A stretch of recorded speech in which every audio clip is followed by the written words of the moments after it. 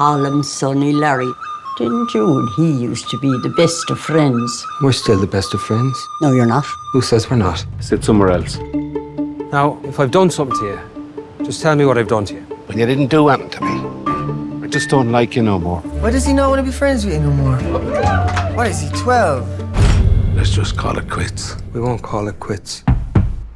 We'll call it the start. I feel like I don't get to watch movies like this that often anymore, and I just loved it. Brendan, your character, he kind of becomes obsessed with this concept of being remembered for something. If this film could be remembered for anything, what do you want audiences to remember once they see it?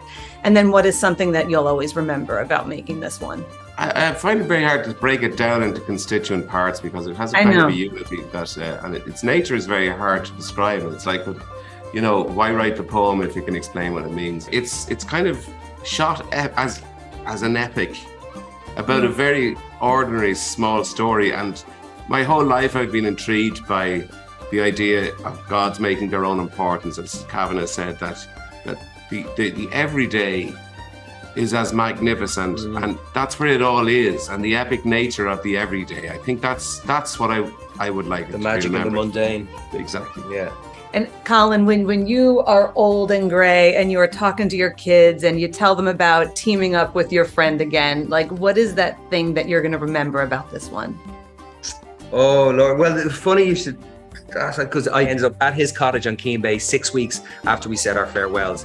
All that to say, there's a lot of me in every character in the film, not just Pádraig, of course, but every character in the film. And I think the film for me, because I always, no matter how deeply I experience a story being told, I always reserve the right to experience it as a reader, as a film goer and a fan. You know, everything's in there. Every little bit of loneliness, every little bit of joy, every need we have to be part of a community, the need we have for alone time as well, just to process the world and our losses and our fears and our hopes. It's also hysterical. Like somehow it's also hysterical. It's kind of wild. You know, there's this one line and it kind of crushed me, and it was Barry's, and he goes, "There goes that dream." But to turn that on a positive spin, I'm just curious for you both. Like, was this always the dream to do what you do now? Was this the dream? It was. That's awesome. I didn't know it until, but yeah, I wouldn't have even been able to, honest to God, be dreaming of such a thing. But yes, absolutely. Everyone from wardrobe, hair, makeup, locations, transport. I swear to God, we were all pushing the same rock uphill. The musicians, the musicians that were there. It was a dream setup, and everybody was kind of deliriously happy to be on it. It was a crossover of two situations where we were doing exactly what we wanted. Your portrayal of Dominic really took my breath away. And so I'm just wondering, what do you love about him, and how do you feel about Dominic? I think it's just that kind of that truth and that honesty that Dominic has, and it could either go, any way.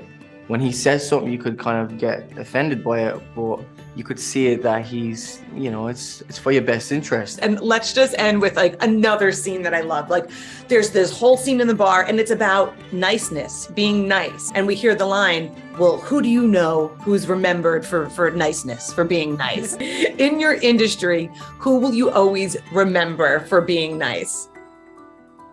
Colin. Yeah. I've worked with him 3 times now, and apart from this industry, he's fucking amazing. He's always there for me. I really mean that.